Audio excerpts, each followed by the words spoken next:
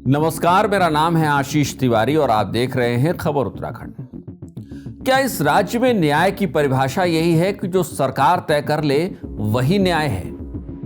क्या इस बात से किसी को कोई फर्क नहीं पड़ता कि न्याय अधूरा मिला या पूरा?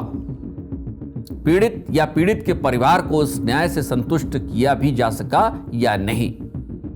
हम ये सवाल क्यों पूछ रहे हैं, ये बताएंगे। आपको ये भी बताएंगे कि वो गट्टू कौन है जो अब एक बार फिर बीजेपी के गले की फांस बन गया है। लेकिन आगे बढ़े इससे पहले अगर अब तक आपने हमारे चैनल को सब्सक्राइब नहीं किया है तो चैनल को सब्सक्राइब करना और बेल आइकन दबाना बिल्कुल ना भूलें। उत्तराखंड में अंकिता भंडारी हत्याकांड का मसला इस सूबे में बीजेपी के लिए नासूर से कम नहीं है। सरकार से लेकर संगठन तक अंकिता भंडारी के मसले पर उठ रहे सवालों से जितना पीछा छुड़ाने की कोशिश करती है, यह मसला हर बार उसको किसी न किसी रूप में सामने खड़ा दिखाई दे जाता है। हालांकि बीजेपी ने और मुख्यमंत्री पुष्कर सिंह धामी ने पूरी कोशिश की कि अंकिता भंडारी हत्याकांड की निष्पक्ष जांच को लेकर किसी के मन में कोई शक, शुबा, संशय न रह जाए।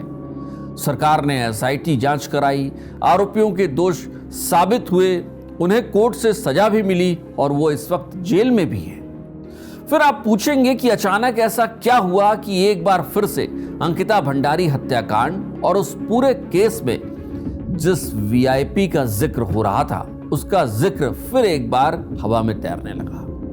वो भी तब जब ये लगने लगा था कि अंकिता भंडारी केस में न्याय तो पूरा हो ही चुका है। फिर ऐसा क्या हुआ कि कांग्रेस ने फिर एक बार अंकिता भंडारी केस में देहरादून से लेकर दिल्ली तक हल्ला बोल दिया? तो आइए आपको बताते हैं कि ऐसा हुआ क्या जिसने इस मसले पर फिर एक बार सरकार और संगठन दोनों को परेशान कर दिया है।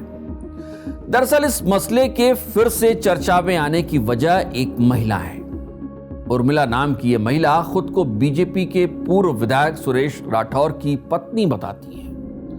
उर्मिला ने हाल ही में अपने सोशल मीडिया प्लेटफॉर्म पर कुछ वीडियोस अपलोड किए हैं। इसमें वो दावा कर रही हैं कि अंकिता केस में जिस वीआईपी की बात हो रही है वो बीजेपी के ही एक बड़े नेता दुष्यंत गौतम उर्फ गट्टू हैं।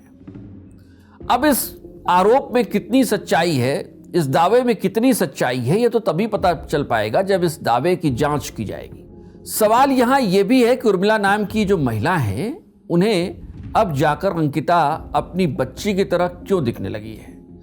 जब उनका और सुरेश राठौर का रिश्ता खटास से भर गया तब जाकर उन्हें इस बात का एहसास हुआ कि अंकिता भी किसी की बेटी थी। आज से पहले उन्हें कभी न तो अंकिता को इंसाफ दिलाने की याद आई और न ही उन्हें कभी अंकिता में अपनी बच्ची दिखाई दी। उस वक्त भी वो सामने नहीं आई जब बाकायदा एसआईटी ने सार्वजनिक रूप से यह बयान जारी किया कि अगर किसी के पास अंकिता केस से जुड़ी कोई भी जानकारी हो तो वो पुलिस को आकर बताएं, उसकी जानकारी दे। कोई एविडेंस हो, वीआईपी के बारे में कोई एविडेंस हो, उसकी जानकारी एसआईटी को, पुलिस को दी जाए। लेकिन इसके बावजूद उर्मिला कभी सामने नहीं आई, पुलिस के सामने नहीं आई, कभी एसआईटी के सामने नहीं आई। न जाने उनकी क्या मजबूरी रही होगी। और यही वजह है कि हम सवाल आज जब वो दावा कर रही हैं और जिस गट्टू के नाम का सहारा लेकर दावा कर रही हैं, यही वजह है कि हम सवाल उठा रहे हैं। उनका दावा कितना सच है, कितना झूठ है, ये जांच ही बता सकती है। लेकिन सवाल यह है कि आज तक उर्मिला जी आप सामने क्यों नहीं आई? क्या यह माना जाए कि सुरेश राठौर और आपके रिश्तों में जो खटास आई है, जो तनाव आया है, अब उसके बाद आप सामने आई हैं? क्या यह मान लिया जाए कि आप अपनी अदावत जताने के लिए, सुरेश राठौर से अपनी अदावत जताने के लिए इस तरीके के सनसनीखेज आरोप लगा रही हैं, या फिर वाकई में इन दावों में कोई सच्चाई है? फिलहाल गट्टू का जिक्र बीजेपी के लिए गले की हड्डी तो बन ही गया है। कांग्रेस ने हाथों हाथ इस मसले को लपक लिया है। कांग्रेस के प्रदेश अध्यक्ष, उत्तराखंड कांग्रेस के प्रदेश अध्यक्ष गणेश गुदियाल दिल्ली पहुंच गए हैं और दिल्ली में कांग्रेस मुख्यालय से उन्होंने एक प्रेस कॉन्फ्रेंस भी कर दी। इन आरोपों के सहारे बीजेपी पर एक बार फिर हमला बोल दिया।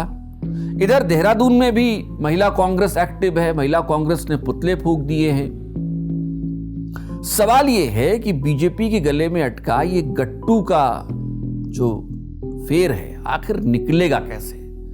अब क्या सवाल सरकार से पूछा जाए कि सरकार क्या इस पूरे मामले का कॉग्निजेंस लेगी, क्या इसको संज्ञान में लेगी, क्या इस मामले की जांच कराएगी? हालांकि इसकी संभावनाएं बहुत कम है, क्योंकि अगर ये डोर वाकई में जैसा उर्मिला कह रही है और सिरे जुड़ते हैं तो आने वाले वक्त में बीजेपी के लिए बहुत बड़ी मुसीबत खड़ी हो सकती है। लेकिन इन सब के बीच जो सबसे अहम बात है वो ये है कि अंकिता भंडारी हत्याकांड में न्याय हुआ है। इस बात का आश्वासन, इस बात का भरोसा, इस बात का विश्वास सरकार को इस राज्य के नागरिकों को दिलाना होगा, वो चाहे जैसे भी दिलाया जाए। और मुख्यमंत्री पुष्कर सिंह धामी को खुद यह जिम्मेदारी उठानी होगी कि वो कम से कम इस राज्य के नागरिकों को यह भरोसा दिला पाए कि अंकिता भंडारी हत्याकांड में वाकई में न्याय हुआ है। चुनौती बड़ी है, इस चुनौती को से कैसे पार पाएंगे मुख्यमंत्री पुष्कर सिंह धामी और बीजेपी भी, यह बड़ा सवाल है।